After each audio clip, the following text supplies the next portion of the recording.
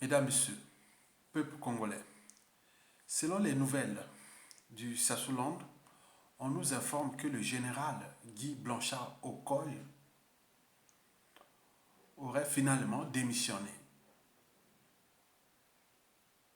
Et c'est le général Fortuné Niakekele qui devient le nouveau chef d'état-major des armées congolaises.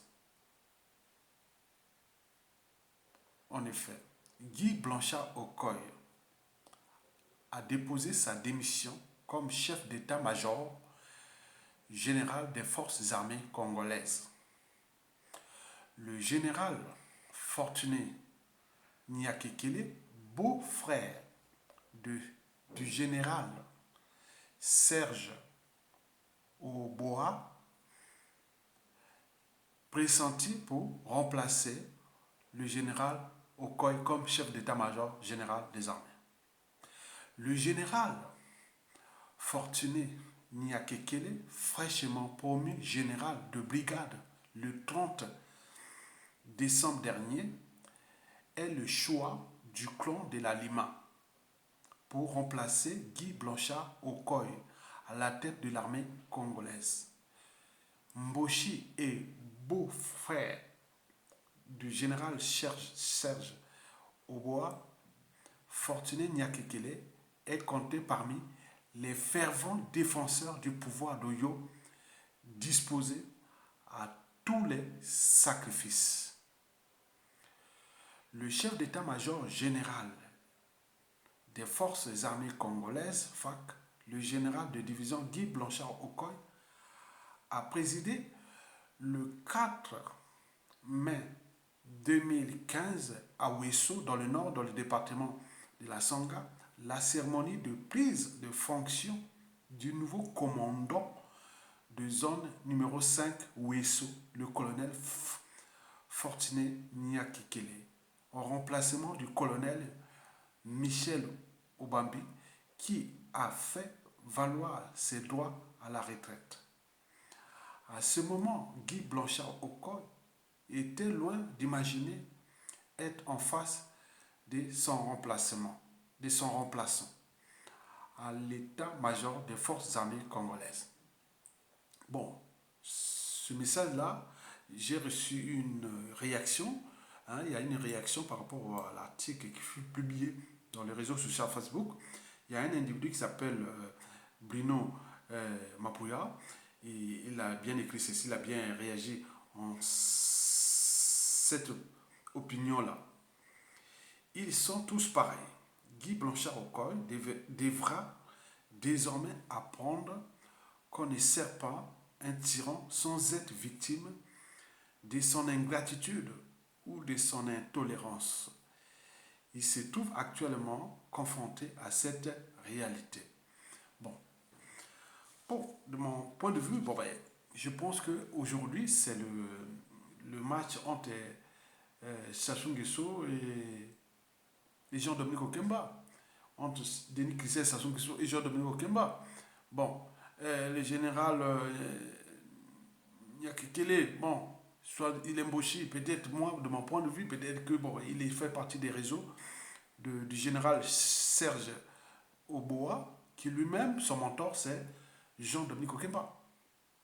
Donc ça se passe là. Donc là, on rentre tout droit dans la confirmation de ce que je vous ai toujours dit depuis 2018, qu'un grand esprit du Nord, mais il avait dit qu'ils vont se bouffer entre eux. Ils vont se fracasser entre eux. En cause, le mal qu'ils ont fait à tout le monde dans ce pays.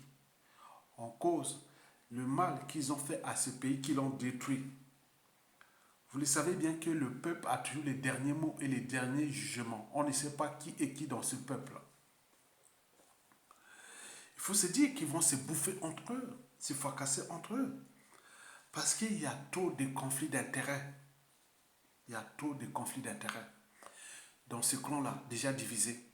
Il y a ceux qui veulent coûte que coûte passer par la succession, quel que soit le prix à payer, que ce soit Jean-Dominique Okemba qui commence à placer ses pions au niveau militaire. Et Jean et Kiki qui comptent sur l'étranger avec le Rwandais ou la RDC, je sais pas, on nous dit ça, bon ben, donc le match se joue là. Donc ça risque de se terminer dans, dans oui, le bain de sang. Hein. Attention. Hein. Donc on a dit qu'ils vont se fracasser, ils vont se bouffer entre eux. Donc le premier conflit d'intérêts, c'est la guerre de succession qui se dessine là. Donc les mots-clés que nous allons vivre, c'est trahison, complot, le P Damoclès, etc., etc. Le deuxième conflit d'intérêts, c'est la peur des lendemains. Vous le savez très bien que 2 tiers des membres du clan vont quitter ce pays en courant. Ce qui se confirme. 2 tiers des membres du clan là, s'il ne faut pas attention, jouer avec le feu, ils vont quitter ce pays-là en courant. Il y a 1 tiers qui sont vraiment des républicains, qui sont au sein du clan, qui sont au sein de la tribu. Ils disent non mais c'est trop. On a fait la lecture de la chute de la plupart des dictateurs. Il y a eu des dictateurs plus forts que nous, que Denis Sassou Nguesso. On voit comment ça s'est terminé. Donc beaucoup de ceux dans le clan ont encore la raison, leur conscience, et donc il s'est dit que non, on doit chercher les solutions pour aller du côté du peuple. Parce que le peuple a toujours su traiter ou juger ceux qui, à un moment ou l'autre, quelles que soient les difficultés, a rejoint le peuple, les a rejoints. Donc, parmi ces gens de clan-là qui se divisent pour la succession, il y a 1 tiers dans le clan, dans la tribu, qui se dit non, stop, c'est fini, ça suffit. Parce que, imaginez-vous, en Allemagne, Hitler était plus fort que Denis Sassou Nguesso. Il s'est suicidé, Hitler. Regardez Mussolini en Italie, le fascisme, il était pendu, il traînait le corps dans la rue. Regardez Ceausescu en Roumanie, en 1989, en décembre exactement. Regardez ce qui s'était passé. Les Pinochet, les Mobutu, les Idi Amin Dada, les Duvalier, les Samiendo, même Blaise Compaoré, Issénapé, tout ce monde-là. Vous voyez, faites la lecture de la chute des dictateurs. Nous sommes là dans une situation qui est imprévisible, improbable. Donc, n'oublions pas que nous sommes entrés dans les enjeux géostratégiques, où il y a la France et la France-Afrique qui sont déjà mal en point, au Congo, au Gabon, au Cameroun, dans toute l'Afrique centrale, comme l'Afrique de l'Ouest. Il y a aussi l'Occident qui est représenté par les Américains, qui sont en RDC, qui sont en Angola et autres. Et les tensions qui se passent. Mais vous avez aussi les Russes qui sont déjà en Centrafrique, qui pensent que bon, ben, peut-être qu'il peut y avoir l'ouverture vers le Congo-Brazzaville. Mais n'oublions pas la Chine qui est là voilà, pour les problèmes surtout économiques, financiers, puisque ça soulève beaucoup d'argent. Il y a beaucoup d'enjeux là. Il faut en tenir compte de ces enjeux-là qui sont là haut, qui rôdent non seulement le club et le peuple congolais, nous aussi. Et nous avons toujours les derniers mots et les derniers jugements. Les services secrets de ces grandes puissances-là analysent tout ce qui se passe dans notre pays. Et donc, en ce moment, nous sommes dans le climat sociopolitique et militaire délétère. Délétère. Et dans le Nord, qui historiquement, au niveau géopolitique, c'était le pilier, le support du pouvoir de Sassou Nguesso. Ce Nord-là est divisé depuis les affaires de Mokoko, en passant par tout ce qui s'est passé. Où Sassou Nguesso a trahi, a tué les gens qui l'avaient aidé de revenir au pouvoir. Et donc là, dans le Nord, là, est divisé. Et dans ce Nord-là, il y a 2 tiers qui disent stop, on ne veut plus de ce clan-là, de ce monde-là, de que ce soit les Kiki, les gens de Mnokemba et autres.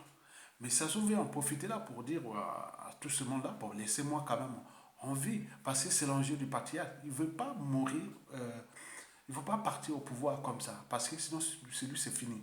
Donc, il veut mourir au pouvoir.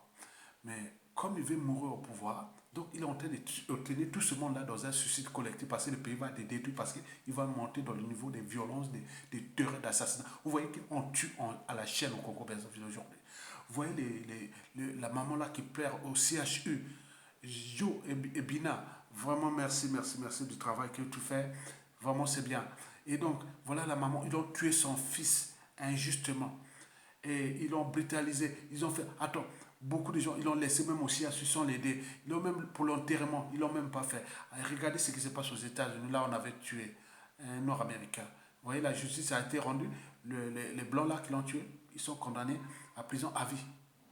Mais nous, au Congo, on tue tous les jours à la chaîne. Mais pourquoi nous les laissons faire? C'est tous les questionnements. Donc, dans le Nord Congo, Sassou et son clan sont isolés. Méfiez-vous des apparences. Au niveau politique et militaire, ils sont isolés. Donc, c'est des stratégies. Parce que au nord là-bas, les gens pensent que ce clan et ces gens-là deviennent le problème de la vie de tout le monde et aussi d'un peuple. Et donc, n'oublions pas que le Sud Congo, qui couvre 2 tiers de la population, 2 tiers des villes stratégiques, 2 tiers de l'économie et autres, ils sont en guet-apens puisque Sassou n'a cessé de les tuer depuis 25 ans déjà. Et donc, le pays-là est à 97% contre Sassou Nguesso, son clan et autres. Ils tiennent parce qu'ils ont encore des soutiens des puissances économiques et militaires qui les tiennent. Bon, jusqu'à combien de temps encore? Il faut se dire que toujours dans la géopolitique nordiste, la Kivette est isolée. La région de Sassou Nguesso est isolée. S'il n'y avait pas Mokoko, on n'en parlerait plus de la Kivette là. Donc les Téké au nord et les Katangais, gens de la Lekwala, la région qui est frontière avec la Centrafrique, les Katangais, les Ubongia, c'est ça.